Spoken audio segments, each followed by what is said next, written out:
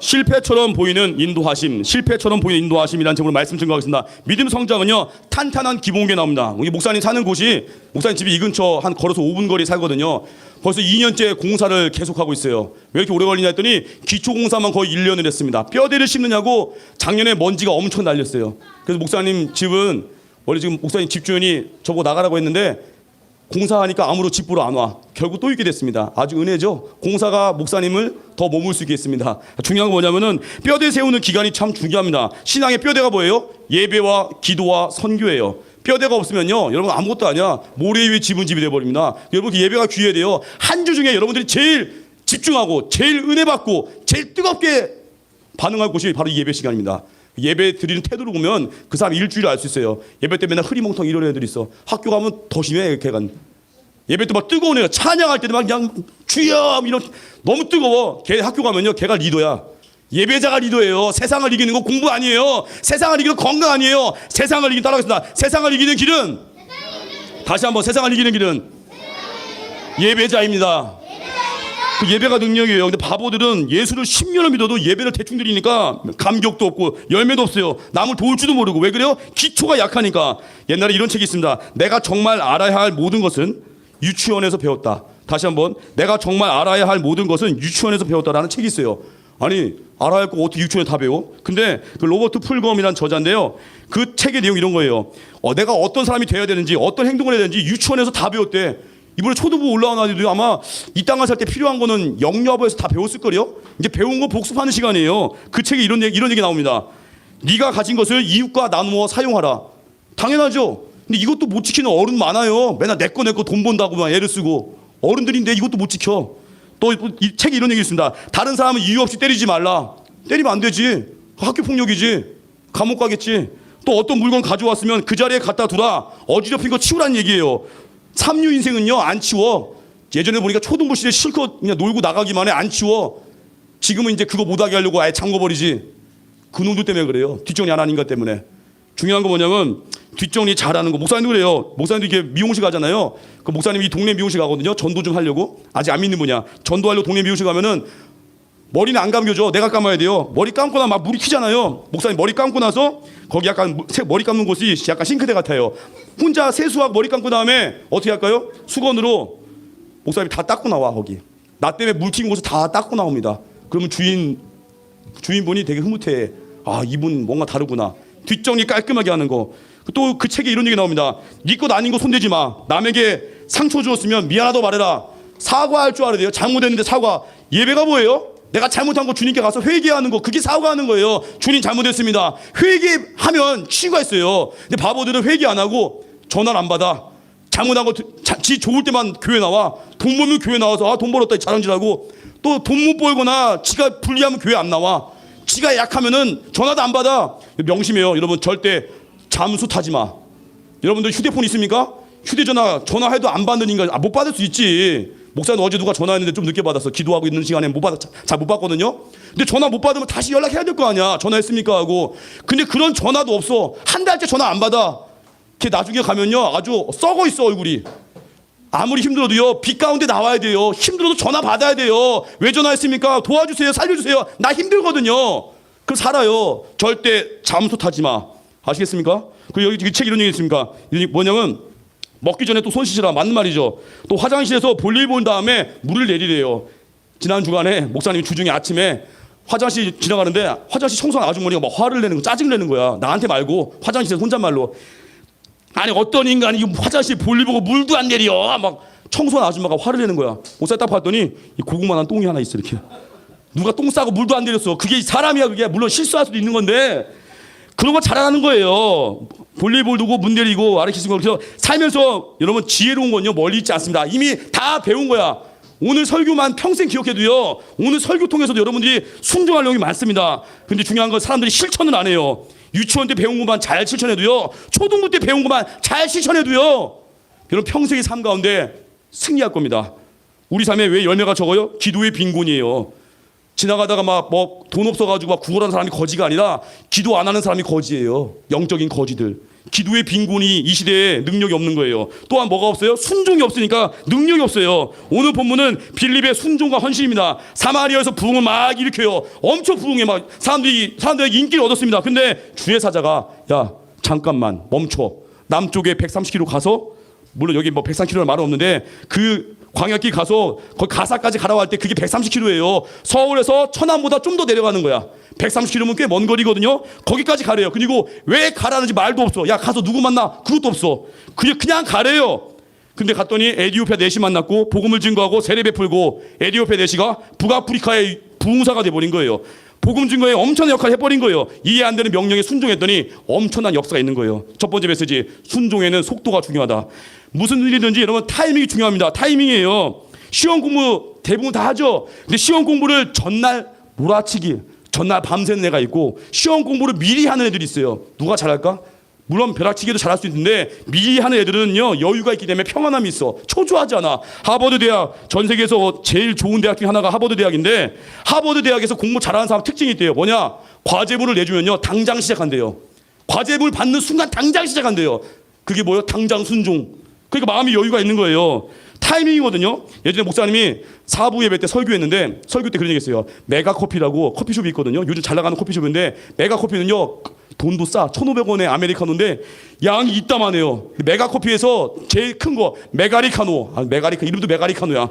이렇게 커. 탱크만한 거를 주는데, 목사님 설교 때 사부 예배니까 오후 5시 아니에요. 주일날 사부 예배 때 그걸 얘기했더니, 여러분 커피는 언제 마셔야 기분 좋아? 아침에, 낮에 졸릴 때. 근데 사부 예배 때 설교 때 은혜 받으신 분이 그 커피를 사온 거예요. 언제? 전에 예배 끝나고 집에 가 자야 되는데 이따만한 메가리카노 사온 거야. 그거를 또 안 먹을 수 없잖아. 성도님이 사왔으니까 감사합니다. 예배 끝나고 마셨다가 밤 1시에 잤습니다. 잠이 안 와가지고. 타이밍. 커피는 아침에 마셔야 되고, 제일 맛있는 커피는 아침에 밥 먹기 전 빈속에. 목사님 좋아하는 건데 빈속에 마시면 커피에 네. 네. 아빠 건강한 거 밤에 마셔도 잘 자시는 분은, 잘 주무시는 분은 건강한 건데 타이밍이에요. 이제 설교해야 돼요, 여러분. 나중에 강한이 나중에 당장 타이밍이에요. 순종은 언제 제일 좋아요? 나가겠습니다. 당장 순종해야 파워가 있습니다. 그래서 하나님 명령할 때요, 빌립은요 뭐 때문이에요? 내가 왜 가요? 그러지 않았어요. 핑계 안 돼요. 아브라함 같이 내가 내게 보여줄 땅 거기 가랄 때 그냥 아브라함도 순종했죠. 안전지대를 벗어나는 거. 순종은요 빠르게 하는 거예요. 지혜로운 인생은요 고집이 없어야 돼요. 하나님이 멈춰야 할 때 멈추는 거예요. 목사님도 초등부 오기 전에 원래 진사역 했거든요. 재밌게 하고 있었는데 갑자기 뭐 담임 목사님이 초등부에 가 했는데 목사님이 막 왜 저를 초등부로 보내십니까? 막 울면서 일주일 기도했을까? 안 그랬어요. 알겠습니다. 당장 초등부 오는 거야 그냥. 대만 선교 이번에 목사님 처음으로 못 갔어요. 레나 목사님하고 대만 갔었지 옛날에? 대만 선교 레나가 이번에 되게 부러웠어요. 약간 물인데 중요한 거, 목사님 대만 늘 갔는데 이번에 못 갔어요. 왜 못 갔을까? 담임 목사님이 남아서 설교하세요. 당장 순종. 알겠습니다. 남아서 설교하고. 순종하는 거예요. 뭘 이렇게 핑계를 대? 그냥 하는 거지. 하나의 말씀인데. 그러니까 어리석은 자도 맨날 핑계, 맨날 미뤄, 맨날 하려도 안 해. 순종 안 하고 맨날 거절하다가 나중에 감동도 없어, 기쁨도 없어요. 왜 삶에 기쁨이 없어요? 순종하지 않으니까, 전도하지 않으니까. 이번에 어떤 초등학생이 삼행시를 가지고, 목사님 요즘 초등학생 이름 가지고 삼행시 지고 싶었어요. 오연서, 오직 예수님만 높입니다. 그 다음에 생각이 안 나더라고요, 갑자기. 삼행시를 좀 써봤는데, 어떤 초등학생이 이렇게 썼어요. 소나기. 여러분, 불러보세요. 해보세요. 여러분들 불러보세요. 소해봐, 소방차가 불난지 불을 끄고 있다. 나 해봐, 나. 나는 신나게 구경을 했다. 기 해보세요, 기절했다. 우리 집이었다. 이해되십니까? 안 돼요? 소방차가 불난지 끄고 있다. 나는 구경을 신나게 했다. 기절했다. 우리 집이었다. 그게 우리 집이라는 거예요. 기절했다는 거예요. 여러분 신앙생활 할 때도 이렇게 하나님을 기절시킬 수 있는, 하나님으로 기절 안 하는데 기절 촉풍하는 기쁨을 언제 누릴까요? 순종할 때예요. 목사님을 기절시킬 뻔한 학생이 있습니다. 아니 초등학교 1학년 입학도 안 했는데 요즘 3주째 새벽기도 나오고 있어. 근데 더 웃긴 게 뭔지 알아? 나왔으면 초등학교 1학년 학생인데 좀 졸아야 될 거 아니야. 안 졸아. 쌩쌩해. 앞자리에 있어. 쌩쌩해. 뭐야? 나 기절하는 줄 알았어요. 또 목사님이 대만 설교기간 남아서 3번 설교했거든요. 또 나를 목사님을 응원한다고 목사님 설교하는 날 앞에 앉아서 있는 아주 예쁜 아이가 있었어요. 나 기절할 줄 알았어요. 또 어제 목사님이 최근에 좀 마음에 좀 어려움도 있고 고민도 있었는데 어제 누가 저희 목사님 집에 몰래 찾아와서 빵을 왕창 사다가 목사님 집 문 앞에 걸어놓고 왔어. 어떤 천사가 기절할 줄 알았어요. 여러분, 사랑할 때, 그리고 하나님 말씀 순종할 때는요, 기절 초풍하는 감동을 하나님 주십니다. 왜요? 하나님 예비하신 것이 있으니까. 그래서 우리 하나님 부르시잖아요. 순종하십시오. 명령하시죠. 순종하십시오. 기쁨과 능력 다 주십니다. 두 번째, 한 사람을 향한 헌신이에요. 자리가 아니라 헌신이에요. 빌립이 광야 갔죠. 누구 만났어요? 빌립이 사마리아에서 많은 사람 앞에 전도했는데 광야 갔더니 딱 한 명에게 이거 뭐야? 열심히 막 설교하다가 목사님 누가 불렀어. 아, 또 누가 날 불렀습니까? 갔더니 사랑이 혼자 앉아있어. 뭐야? 아, 물론 한 명도 귀한데 많은 사람이 있는데 갑자기 한 명한테 갔어요. 그러면 빌립이 어때요? 이게 뭐야? 누가 나를 이따위로 대우하나? 그러지 않고요. 빌립은 그 한 명을 향해서 복음을 증거하고 세례를 베풀었습니다. 그게 순수한 마음이에요. 타이틀이 아니에요. 프란세스 셰퍼가 이런 얘기했습니다. 하나님 앞에는 작은 자도 없고 낮은 자리도 없다. 단 하나님께는 헌신한 자와 헌신하지 않은 자만 있을 뿐이다. 그런데 사람들은요, 자기 자리 갖고 남을 막 차별을 해. 학교 가도요, 친구끼리 막 비교해. 니네 집 몇 평이야? 에이, 밥통아, 그런 거나 묻냐? 에이, 찌질이들. 그런 거 묻는 애들이 있어, 어리석게. 예전에는 타이틀이 아니에요. 학교에서도 뭐 그래요. 요즘 이번에 보니까 가슴 아픈 일이 있었습니다. 어떤 학생이 선생님이 학생들한테 자기들 부모님의 직업을 묻잖아. 직업을 물으면 얘기할 수 있잖아요. 뭐 우리 집 애들 같으면 아빠 뭐예요? 아빠 목사입니다. 얘기할 수 있잖아요. 근데 어떤 학생인데요, 자기 부모님의 직업을 부끄러워한 거야. 이렇게 글을 썼습니다. 나는, 어떤 학생의 글이에요. 나는 우리 엄마 직업이 창피해서 거짓말했다. 원래 우리 엄마는 마트 고객센터에서 일하시는데 그냥 상담사라고 뻥쳤다. 나는 진짜 쓰레기다. 알긴 하네. 쌤이 어디서 무슨 상담하냐고, 엄마가 어디서 상담하냐고 물었는데 대답 못했다. 이젠 자수하고 싶다. 언젠간 들킬 건데 진짜 난 쓰레기야. 맞다, 넌 쓰레기다. 왜 엄마를 부끄러워해요? 마트 직원이면 안 돼? 하나님 부른 자리가 있는데. 목사님 친구 중에 약사를 되게 되고 싶어 했습니다. 당시 그때가 몇 년 전에, 벌써 목사님 지금 45이니까 목사님 중학교 때 친구예요. 자기 약대 가고 싶대. 약사 되고 싶다고. 그래 열심히 공부하라고 했어요. 결국 걔는 거기 못 갔어요. 하도 경쟁이 세가지고. 근데 목사님이 최근에 약대 나오면 약국에서 약사 하잖아요. 약사 하는 일과 마트에서 하는 일이 별 차이가 없어. 왜냐? 목사님이 약국에 몇 번 가거든요. 특별히 여름에 목사님 약국에 자주 가. 왜 그럴까? 아파서? 아니에요. F킬라 사러. F킬라 사러 약국에 많이 가거든요. 그거 마트도 팔아요. 그럼 뭔 차이가 있어? 약국이, 내가 약사 무시하는 게 아니라 약국에서 약 파는 거하고 마트에서 물건 파는 거 뭔 차이가 있어? 똑같은 판매업이에요. 그 사람들은 그걸 비교해. 나는 뭐 약사라고 뭐 가운 입었다고? 그래서 뭐 마트 직원이면 어때? 우리 어머니가 동네, 옛날에 마트를 슈퍼라고 했어요. 우리 어머니가 동네 슈퍼를 20년 했어요. 20년.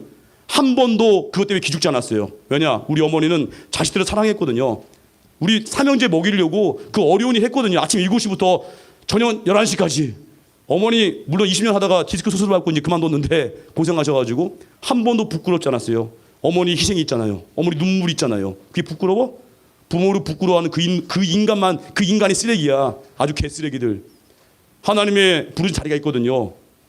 내 직업에 사자 안 들어가면 어때? 그리고 대수야? 누가 헌신하고 있는지 그게 중요한 거예요. 약국에서 약사 하는데 약만 팔고 있어. 맨날 지 욕심 때문에. 어떻게 하면 약을 더 팔아먹을까? 그런 사람이 있고, 마트 직원이 있어요. 근데 친절해요. 섬길 줄 알아요. 물건이 없는 곳을 잘 파악하고 채워놓고 손님들한테 가끔 전도도 해요. 누가 더 귀할까? 하나님 보셨을 때? 헌신하는 사람 아니에요? 전도하는 사람 아니에요? 부모님들 직업에 대해서 괜히 기죽지 말라고. 여러분, 하나님 날 부른 자리가 있습니다. 그게 능력이에요. 타이틀이 아니에요. 우리는 사랑할 기회를 선택하는 거예요. 헌신하는 자가 아름다운 거예요. 룻기에 보면요, 룻기, 요즘 초등학생 중에도 룻기를 좋아하는 한 학생이 있다고 합니다. 그 남자애가 이렇게 룻기를 좋아해. 하여튼 룻기 좋은 이야기인데, 룻기에서 룻이 망한 시어머니를, 나오미를 따라가기로 결심했습니다. 의리가 있죠. 룻기에서 룻은요, 시어머니 나오미를 따라갔어요. 왜요? 뭐 좀 하나 얻으려고? 얻을 것도 없어. 나오미는 이미 망했어요. 망한 시어머니를 자기가 잘 모시려고 룻이 따라갔습니다. 그런데 나중에 보아스에게 선대받고 룻은 예수 그리스도의 계보에 올라갔습니다. 룻은 자기 욕심 따라서 나오미 선택한 게 아니에요. 그냥 희생하려고, 그냥 외로우신 분을 도우려고. 그러다 바뀐 거예요. 여러분, 미국 샌프란시스코에 어떤 운전기사분 이야기예요. 예전에 한번 소개했는데 이름이 린다라는 운전기사분인데, 그 운전기사분이 참 특이해요. 버스 타잖아요. 운전하잖아요. 그러면은 자기가 운전하면은 버스 타는 그 승객들을 정말 사랑한대요. 그리고 자주 타는 단골로 버스 타는 사람들 있잖아요. 이름도 기억한대요. 우리 이 건물 1층에 GS25 있거든요. 사장님이 우리 초등부 애들 이름도 알고 있어. 대단해. 아, 얘가 예인이냐고 그러고 얘가 은빈이냐고 하고 이름 다 알아 벌써. 초등부 교사 해야 될 것 같아 그분. 이름을 알고 있어요. 근데 그 해외 샌프란시스코 린다라는 운전기사분이요. 한 번은 80대 할머니가 장바구니 들고 막 끙끙대 버스 타려고 할 때 우리 같으면 이럴 수 있죠. 할머니 빨리 타세요. 할머니 지금 늦잖아요. 왜 안 타요? 이럴 수 있는데 그 린다 그 운전기사가요. 할머니가 막 무거운 짐 두고 낑낑대니까 자기가 내려서 그걸 도와줘. 나중에 할머니는요. 다른 버스 안 타고 그 버스만 타려고 한대요. 친절을 베푼 그 사람. 그 린다가 어느 날 그 동네 이사 온 한 사람이 버스 타는 거 봤는데 예수 안 믿는 사람이야. 부활주일날 교회 초대해서 신앙생활도 시켰어요. 끈끈한 동역자가 됐습니다. 여러분 대단하지 않습니까? 버스 운전 하나를 하면서도 영향력이 있잖아요. 이 버스 운전 힘든 직업입니다. 예전에 우리나라 보니까 운전기사 폭행한 사람도 있어. 술 취해가지고 운전하는 분은 막 때려. 그 제정신이야? 운전하는 사람은 운전 때리는 어떻게 생명인데 운전하는 사람을 뒤에서 막 때린 그 미친놈들이 있었다니까. 그런데 이게 얼마나 힘든 직업이에요. 운전기사 하는 분들이 까다로운 승객, 엔진 고장, 교통체증, 좌석에 누가 또 껌딱지 붙인 그 정신 나간 인간들. 근데 이렇게 힘든 직업인데도 그 린다라는 운전기사분은요. 그 마음이 사랑으로 충만했어요. 그분이 비결을 얘기했습니다. 나의 이런 깨끗한 마음과 사랑하는 마음은 새벽 기도에서 시작됩니다. 새벽마다 기도할 때 하나님이 내 마음에 사랑으로 채워주시고 새벽마다 기도할 때 내 마음에 눈물을 주시고 새벽마다 기도할 때 나의 직업이 부르심의 자리라는 것을 자기는 깨닫는데요. 이게 부르심의 길입니다. 그리고 나중에 그 운전기사분이 너무 인기 많으니까 그 운전기사분의 기사를 쓴 기자분이요. 자기 교회에 그 운전기사분 초대했어요. 교회 초대해서 간증을 시키는데 세상에 잘 나가는 직업을 가진 분들이 다들 기립박수를 쳐. 운전기사분이 간증하고 있고 세상에서 뭐 잘 나가는 분들이 뒤에 앉아가지고 막 감동을 먹었어. 박수 치면서 운전기사분 간증 끝나고 내려갈 때 서로 악수하려고 줄 서 있더래요. 대단하지 않습니까? 타이틀이 중요해요? 아니에요. 타이틀이 아니라 헌신과 사랑이에요. 그게 능력입니다. 목사님들 옛날에 기억나는 운전기사분 있어요. 273번 버스 기사님인데 그분은요. 목사님이 옛날에 생명의 말씀 다 갈 때 273번 버스 타거든요. 그분은 늘 그래요. 코너 돌 때마다 그분 멘트가 이거예요. 코너 돕니다. 조심하세요. 항상 그래. 저 흉내가 잘 안 되는데 코너 돕니다. 조심하세요. 손 꽉 잡으세요. 감동받았어. 코너 돌 때 쏠리잖아요. 미리 얘기해줘요. 손 꽉 잡으라고. 저는 꼭 우리 예수님이 그러시는 것 같아요. 우리가 어려움 당하고 힘들 때 주님이 찾아오셔서 손 내밀잖아요. 너 나 꽉 잡아야 돼. 너 예배 드려야 돼. 그때 주님 손 붙들고 가면 이깁니다. 그래서 우리 타이틀 아닙니다. 맞아. 세 번째 은혜의 힘이에요. 빚진 자식이요. 빌립에 왜 이렇게 순종했을까요? 나로 살지 않았어요. 빚진 자식이 나 구원받았고 은혜 받았다는 거예요. 그래서 은혜를 의지하는 사람은 순종합니다. 또 에디오피아 대신 어때요? 은혜에 대한 목마름이에요. 에디오피아에서 지금 먹고 살 때 지장 없잖아요. 잘 나가잖아요. 재무장관급인데 여왕에게 인정받았잖아요. 근데 에디오피아 대신은요 마음에 채워지지 않는 갈망, 예배에 대한 목마름, 은혜에 대한 목마름. 그랬더니 어떻게 돼요? 은혜를 목말라 하니까 하나님이 한 명 빌립을 보내서 그에게 복음을 증거하게 한 거예요. 여러분 은혜를 의지하십시오. 그리고 은혜 사모하십시오. 마지막으로 하나 얘기하고 마치겠습니다. 여러분 2016년도에 전라북도 교육청의 공모전 동시 부문에서 최우수 수상작이에요. 그때 한 초등학교 6학년 아이가 시를 썼는데 동시 부문 최우수상 그 시 이름 뭐냐면은 가장 받고 싶은 상이에요. 시 이름이. 근데 그 배경이 있습니다. 6학년 일반 아이가 이 시를 쓴 이유가 뭐냐면은 어머니가 암으로 먼저 또 세상을 떠났습니다. 어머니가 암 투병하다가 세상을 떠났습니다. 그 엄마를 보고 싶어 하면서 이 아이가 시를 쓴 겁니다. 가장 받고 싶은 상. 이렇게 읽어드리겠습니다. 가장 받고 싶은 상. 우덕초등학교 6학년 일반 이슬. 아무것도 하지 않고 짜증 섞인 투정에도 어김없이 차려지는 게 당연하게 생각되는 그런 상. 하루에 3번이나 받을 수 있는 상. 아침상, 점심상, 저녁상. 받아도 감사하다는 말 한마디 안 해도 되는 그런 상. 그때는 왜 몰랐을까? 그때는 왜 못 보았을까? 그 상을 내시던 주름진 엄마의 손을 그때는 왜 잡아주지 못했을까? 감사하다는 말 한마디 꺼내지 못했을까? 그동안 숨겨놨던 말 이제는 다시 받지 못할 상. 앞에 앉아 홀로 되뇌어 봅니다. 엄마 사랑해요. 엄마 고마웠어요. 엄마 편히 쉬세요. 세상에서 가장 받고 싶은 엄마상 이제 받을 수 없어요. 이제 제가 엄마에게 상을 차려드릴게요. 엄마가 좋아했던 반찬들로만 한가득 담을게요. 하지만 아직도 그리운 엄마의 밥상. 이제 다시 못 받을 세상에서 가장 받고 싶은 우리 엄마 얼굴. 엄마에 대한 간절함이 있죠. 간절함이 감동을 주는 거예요. 우리 신앙생활 간절한 가운데 사십시오. 간절함 속에 파워가 있고 은혜가 임합니다. 이번에도 고성성교 못 갈 뻔한 학생이 있었는데 그 간절함이 아빠에게 전달돼서 오잖아요. 장안원이라고. 아빠 가야 돼요. 아빠가 고성 안 가면 나 못 갑니다. 아빠가 고성 안 가면 나 민 목사님하고 같은 방 써야 돼요. 아빠가 그러면 안 되지. 목사님한테 피해 끼치면 안 되지 하면서 아빠가 오잖아요. 피해 끼칠 건 없겠지만 그 간절함이 전달되잖아요. 왜 순종 안 해요? 간절하지 않으니까. 하나님 우리 인생에 간절하게 만들기 위해서 어느 땐 병에 걸리게 하시고 간절하게 만들게 하려고 어느 땐 되는 일이 없을 때가 있고 그때마다 내 안에 하나님에 대한 예배에 대한 간절함이 불타오르면 승리합니다. 결론 고린도서 10장 15장 10절 그러나 내가 나 된 것은 하나님의 은혜로 된 것이니 내게 주신 그의 은혜가 헛되지 아니하여 내가 모든 사도보다 더 많이 수고하였으나 내가 한 것이 아니요 오직 나와 함께 하신 하나님의 은혜로다. 은혜 붙들고 순종 빠르게 하십시오. 헌신하십시오. 은혜 붙드십시오. 잘해 진행하겠습니다. 하나님의 부르심.